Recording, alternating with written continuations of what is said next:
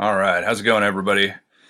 Got it all figured out here. This is the Myers-Briggs personality test that we all just took this week, and let's launch into it. This was what mine looked like, and gosh, it felt like this was a clearer picture when I took it. But anyway, this is what mine looked like. As you can see, there are a lot of A's and a lot of B's. I was kind of all over the map and didn't really lean too far in any direction. So I'm gonna tell myself that means I'm well balanced, but I don't know. Maybe that means I'm non-committal.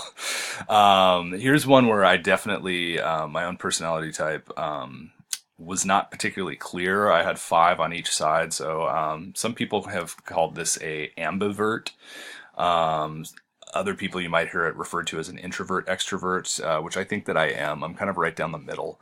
And I definitely sometimes do like to be the life of the party, and that's awesome and all, but at the same time, that drains energy and kind of need to revert back to myself after and recharge my reserves of social energy. In the workplace, this became a factor when I used to be a high school teacher. As a lecturer, anyway, I was very upbeat, funny, animated. Would kind of run around the room and definitely tried to make things as entertaining as possible. Almost like I was, like a performance artist of some sort. So I like to think about it, and hopefully somebody got what I was trying to do. But I think the students enjoyed that far more than just kind of a more subdued presentation. But man, that was exhausting, and being kind of on for 4 or 5 periods a day it was really tough to do. And I was drained afterwards. There were times I usually would, as soon as the last student was out after period 6, you lock the door, and I would take a nap at my desk for about 15 or 20 minutes because I was too exhausted to even drive home. So just kind of that being on and being very social is very draining anyway. You just kind of need to recharge, for me anyway, after that. I also landed in the introspective category, which that was kind of people that are innovative, focused on what can be instead of what is. And I think that's definitely me. Kind of informs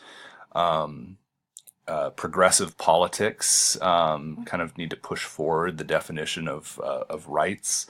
That's why I support things like universal health care, equality of opportunity for all, and measures to kind of leave the world better for future generations, like cleaner energy and expanded access to mass transit, especially here in Southern California.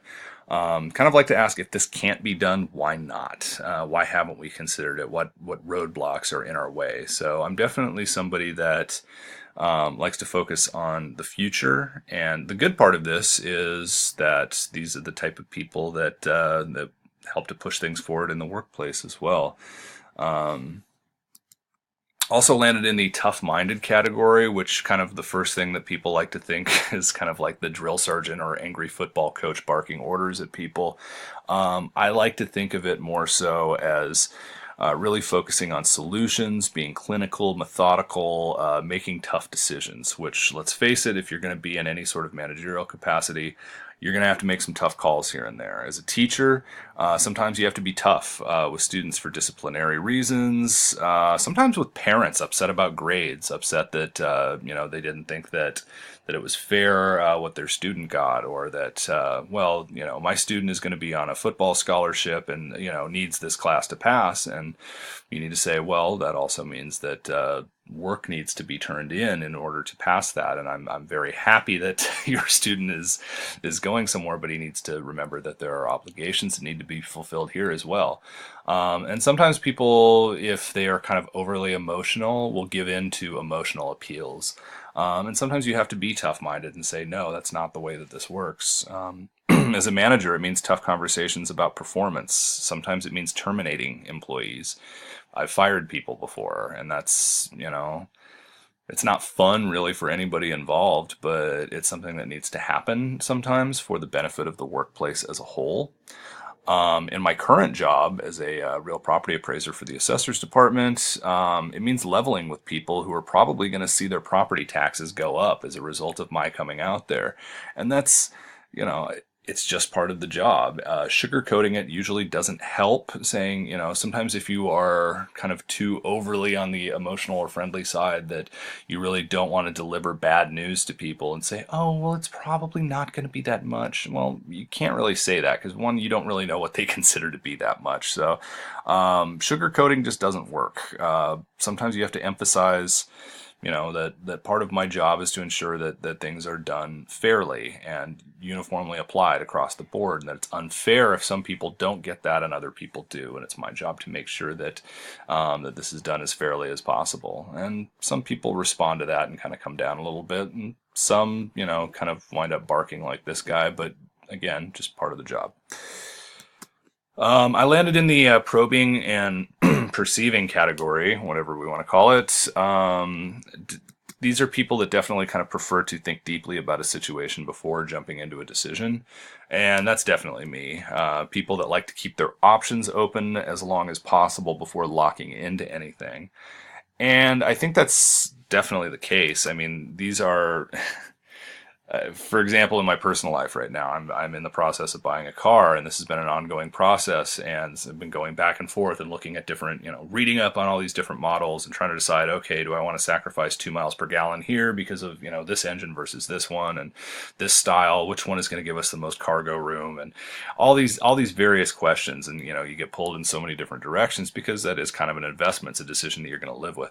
But the thing is that for me, this is the hard part, is making the decision. Once the decision is made, at that point, it's a commitment. It's going to be honored. So it's a lot harder to actually come to that decision in the first place. That I think is the hard part. I'll be at peace with it, whatever decision is made. And that's, this will likely cause people to make fewer mistakes.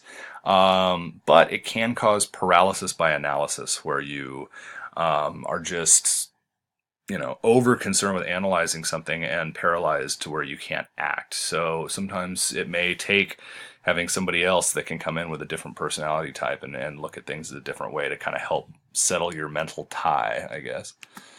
Combination wise, I wound up in the rational category. That was kind of the N and the T mixed together, and that was where I am, and kind of like to look at problems as though they're a puzzle. And I think that's spot on. That's definitely fair. These are independent thinkers, independent minded, don't really need a whole lot of motivation. I'll supply my own. And these are people, and I'm one of them, that prefer to have a rationale for what they do. Don't really, act out. Just like to have a concrete reason for it. Don't really need or want somebody hovering over my shoulder. Let the quality of work speak for itself. And if there's a problem, then all right, let's work on that. But don't treat me like a child. I'm independent, and this is true too in classroom settings or training settings. Might ask a lot of tough questions, and it's not like a pushback thing. It just needs certain things to be explained in order to build a mental type of roadmap. I got to figure out how I'm going to get from here to there. So, and I think probably ultimately, if you're a rational type person, I think that you probably could leaven it with some emotion as well.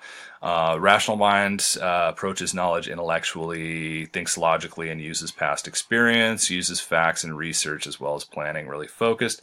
And then on the other side, there's the emotional mind, which you need some of these people around too. On the negative side of that is that this is I like to think of the people that are answering in all caps on social media posts or something, that they get very emotional about things. But then at the same time, they also do a better job at the personal side of things. They're the ones that remember people's birthdays and, that have that party planning committee that, the rational mind over here probably would forget about. So I think, to have a good functioning office culture, you kind of need to combine those two. You kind of need to have balance between the rational and the emotional. So how is this useful for the employers? Well, you need to know yourself and what type of personality you are. You need to know what type of personality other people are as well, and then how to create harmony instead of friction between differing personality types. Or to the extent that there is friction, that it's beneficial friction that creates energy rather than just starting a fire. So anyway,